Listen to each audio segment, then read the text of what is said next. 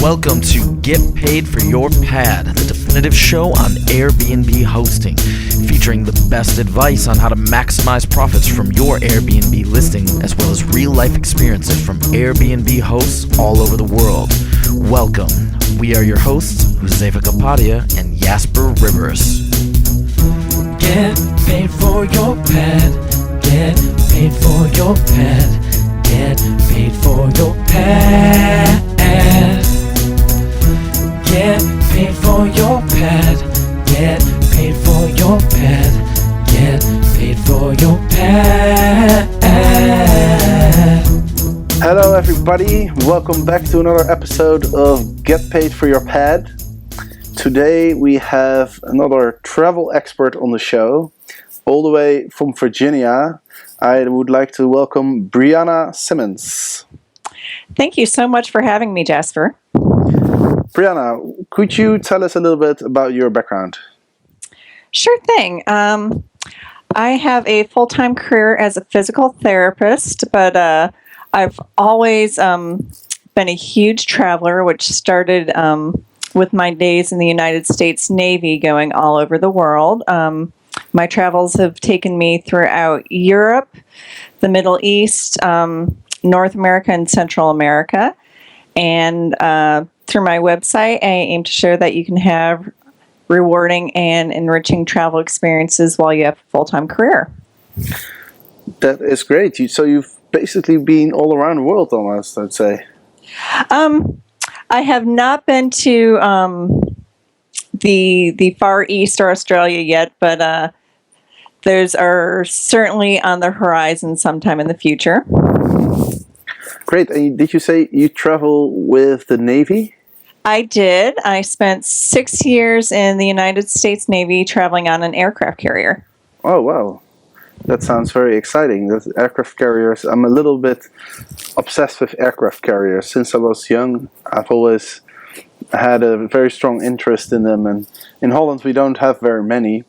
So I actually went all the way to San Diego to visit the USS Midway. Oh, wow. It was quite fascinating. I was so amazed by how big these ships are. It's almost like a village. Yes, it's definitely a floating city. When it's fully staffed, there's over 5,000 people, and basically each area of the carrier is almost like its own little village with its own work pace and traditions. Right, and as you weren't an aircraft pilot, were you? I was not a pilot. I actually helped run the nuclear reactors, so I helped make the ship go. Okay, great. Sounds very exciting. So, Brianna, let's talk a little bit about Airbnb. Sure thing. I know you've used it in the past, and maybe you can tell us first, how did you hear about Airbnb and what made you decide to give it a try? I had my very first Airbnb experience this past July.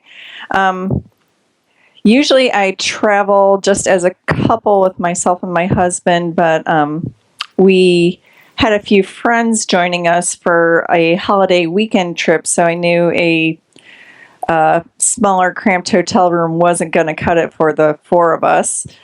So I started looking at what was available on Airbnb, and we found a fantastic flat in the heart of downtown Boston. And how did you hear about Airbnb? Through other travel blogs. Through other travel blogs. Oh, okay. And so you've used it once. Did you have any worries before you booked this place, or? I was a little tentative, but our hosts had fantastic reviews, and both myself and my husband, and then also our friends that were joining us, were all a little bit adventurous, so we decided to give it a go. And how was the experience? It was fantastic. We could not have asked for better hosts. we had a little bit of a weather delay. There was actually a hurricane coming up the east coast of the United States that weekend, so they waited for us to make sure we arrived safely. They had also left us out beverages, snacks, and guidebooks to Boston, and we couldn't have asked for better interaction with our hosts. That's great. Now you've traveled a lot. What type of places do you usually stay at? When you're not on the aircraft carrier. Not traveling on the aircraft carrier, which is by no means a luxury by any stretch of the imagination. I tend to seek out boutique or luxury properties that fit in with the character of the destination I'm visiting. So for larger cities like Boston, I tend to go for a more modern urban feel. Whereas when I'm traveling in, say, Central America, I look for something that is more nature focused there. Like a treehouse. Treehouse, or my favorite place I went in Costa Rica was a nature lodge that had the thatched roof cabins on a cliff overlooking the Pacific. Wow, that sounds pretty amazing. I was just in Costa Rica myself a few months ago in Tamarindo. Whereabouts in Costa Rica did you go? I went to several places in Costa Rica. We flew in and out of San Jose, and we spent a few days on the Osa Peninsula on the very southwestern portion of Costa Rica. And then we spent a few days in Arenal, which is the central area near the volcano. Did you get woken up by the Howler Monkeys a lot? Every morning. But I tell you what, I never expected that I'd go have a vacation where I was in bed by 9 every night and then up at 5 every morning and love every minute of it. Yeah, for those who don't know what Howler Monkeys are, they're very common in Costa Rica, and they get up really early and they make a lot of noise. So the first time I saw them, I was very excited, but after a week or so, my excitement started to dwindle a little bit, and I was kind of hoping that they would shut up and give me some more sleep time in the morning. But it was pretty cool to see them.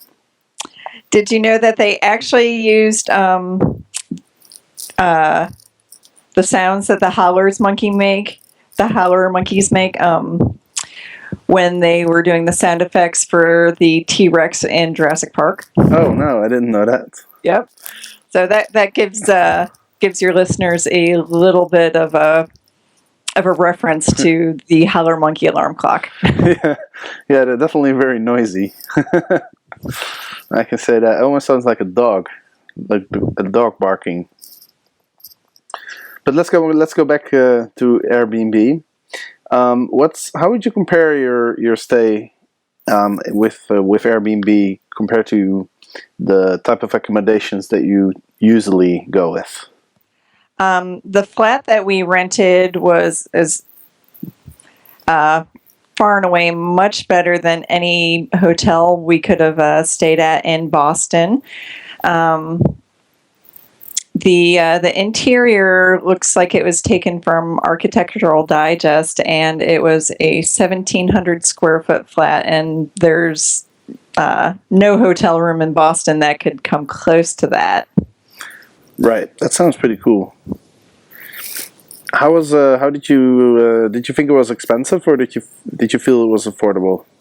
It was especially for a holiday weekend in a large city. It was very comparable to the four-star hotels in Boston, and we got so much more. Right, because you were able to split it with 4 people. Correct. Right, so it always comes down a little bit less than if you have to split a hotel room with 2. Yes. And was there anything you didn't like about your host or the apartment, or? Not at all. Everything about this stay was exemplary. The location was within a block of 2 metro stops and within 10 to 15 minutes walking distance of most of Boston's attractions. Mm-hmm. So there's nothing, it was pretty much a perfect stay. It really was. I was really impressed with my stay. Okay. So if you were to give some advice to other Airbnb hosts who are listening, maybe you can just name a few of the things that you thought were really awesome about this apartment. Well, first to start with, the communications between my hosts and I were great. They frequently contacted me, and especially with our weather-related delay, they made sure that, to keep up with what time we would be arriving. Then they were also very thoughtful with leaving us a few beverages and supplies in the apartment, as well as guidebooks to the area. Mm-hmm. And they were just all around delightful people to interact with. The apartment itself was very spacious and comfortably decorated. And I felt they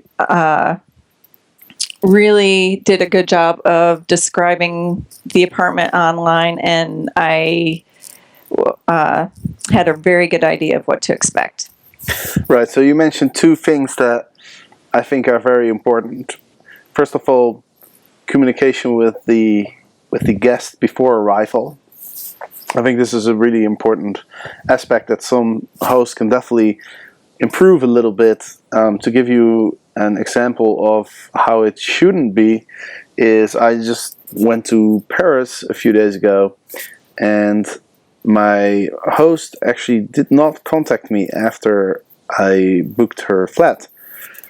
I sent her a few messages, but she didn't respond. So I got in the train in Amsterdam, heading to Paris, without having been in touch with my host, which is not a very good feeling. No, I can see that would be very nerve-wracking. Right, because in the back of your head you're thinking, well, does this place exist? Is my host going to be there? What am I going to do if I'm going to end up in front of a closed door?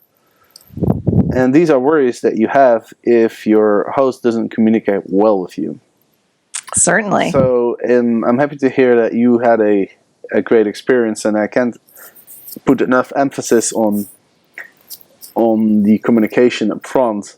So to make sure you always contact your guests several times. And I always feel like if something goes wrong, my guests will forgive me because they know I've put in a lot of effort to try and make their stay as comfortable as possible. And I think the communication up front is an important aspect in that. Can you relate to that, or? Oh, certainly. And I think with any stay, be it Airbnb, hostel, hotel, or inn, there definitely needs to be some communication from whoever is hosting you. Mm-hmm. Right, and I think with Airbnb specifically, because there's no reception. Yes. When you stay at a hotel, you know that someone's going to be there, right? Yes, and I think you definitely have to have that clear line of communication from both ends, so that the host knows what when to expect you, and what you may be expecting from your stay. Right. Absolutely. And the other thing you mentioned was the listing was very accurately described. So you had all the information that you wanted before booking the apartment, correct? Correct. And this is another important aspect. Because as a traveler, you just want to know where you're going to stay and what it's going to look like. You know, I remember going through some apartments on Airbnb, planning my Paris trip, and I saw some listings that didn't show a picture of the bed. You know, and I was thinking, how am I ever going to book this place if I don't know where I'm going to sleep? Exactly. That's a pretty integral part of any stay, I think. Exactly, yeah. So it's very good to have an accurate listing, provide as much information as possible, and that way you know what to expect and you know what you're going to get, and then you feel more comfortable traveling to an unknown location and staying with some person that you've never met before. So would you use Airbnb again in the future? Certainly. I've actually got an upcoming trip to Chicago that I've been looking at listings on, and I certainly hope something works out with that because, again, it's definitely nice for me as a traveler to have a little bit more space in the comforts of home. And I actually know somebody who hosts in Chicago. This is a member of our Airbnb Academy Facebook group. So I'll make sure to send you the link to his listing. And I know he has a really nice floor in his house that he rents out. So I'll send you the link after we're done with the show. Have you? Would you ever consider hosting? I would, except for the fact that I do have some pets, and they tend to be very finicky and particular about who they interact with. Okay.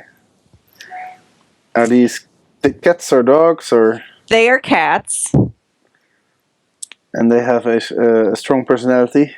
They do. Unfortunately, yeah, they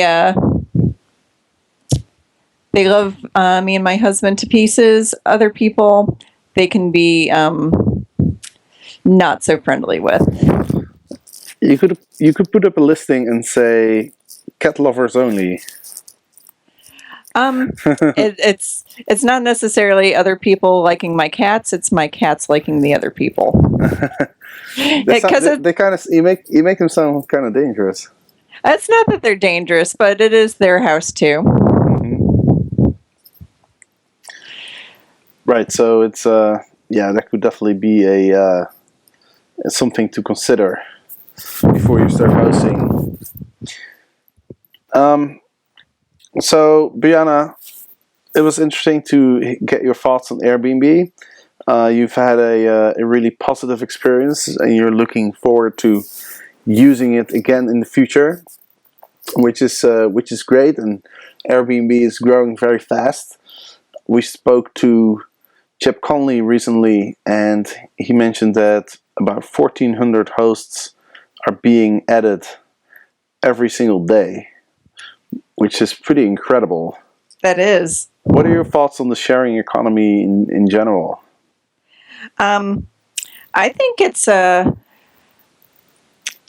it's great for people to be able to start their own small businesses, as well as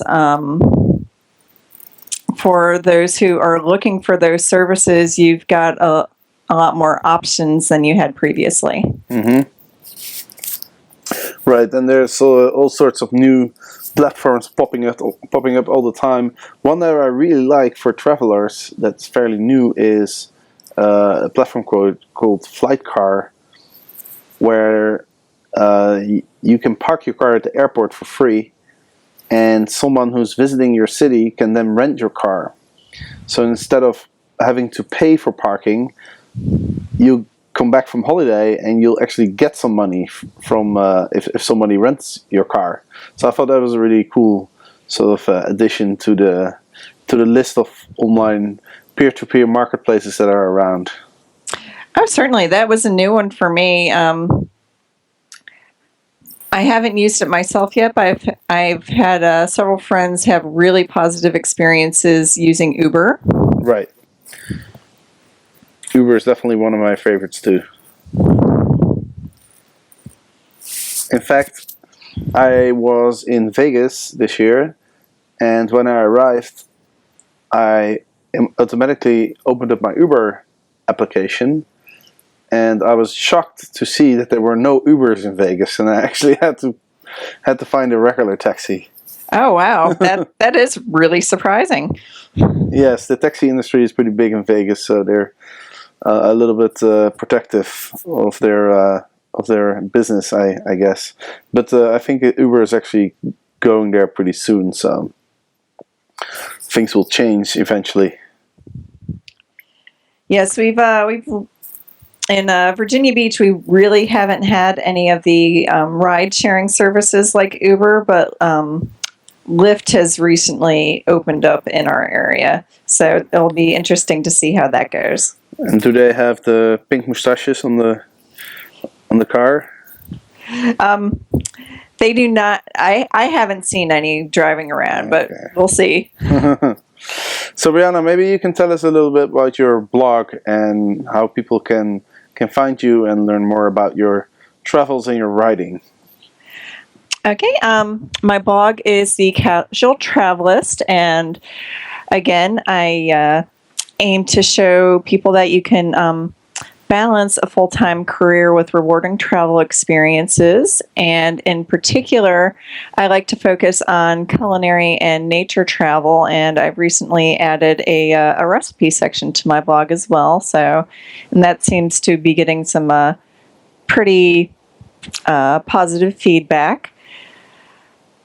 You can visit my blog at www.casualtravelist.com, and I look forward to seeing some new faces on there.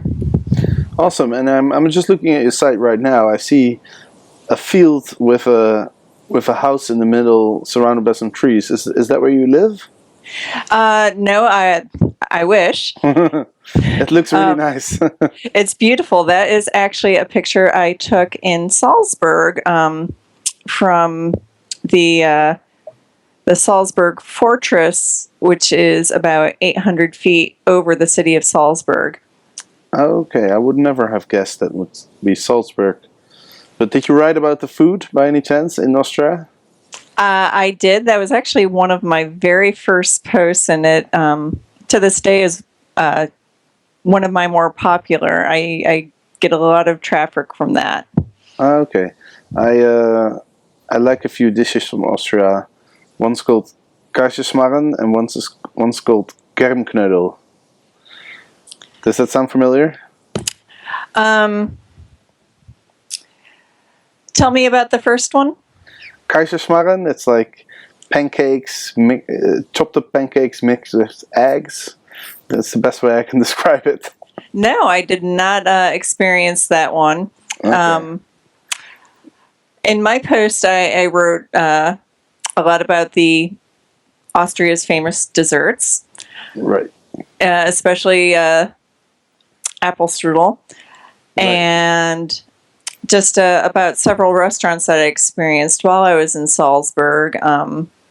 And I featured the dumplings and Wiener Schnitzel, and then also in fall, it's the height of pumpkin season, so there was a wonderful pumpkin risotto that I had. Okay.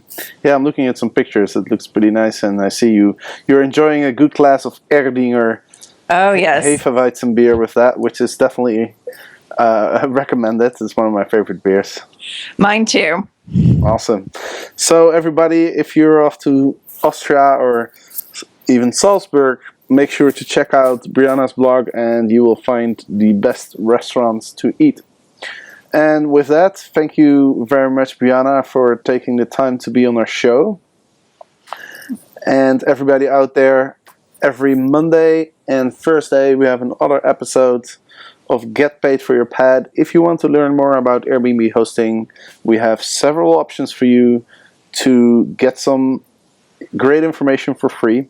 You can download our audiobook at getpaidforyourpad.com/audio-book. You can go to getpaidforyourpad.com to download the first 3 chapters of our book for free. And if you want to have the Kindle version, you can go to Amazon. If you if you type in Airbnb in Amazon, we are now the first book that will show up. So you can't miss it. And with that, this is the end of the show. I will see you next time. Get paid for your pad.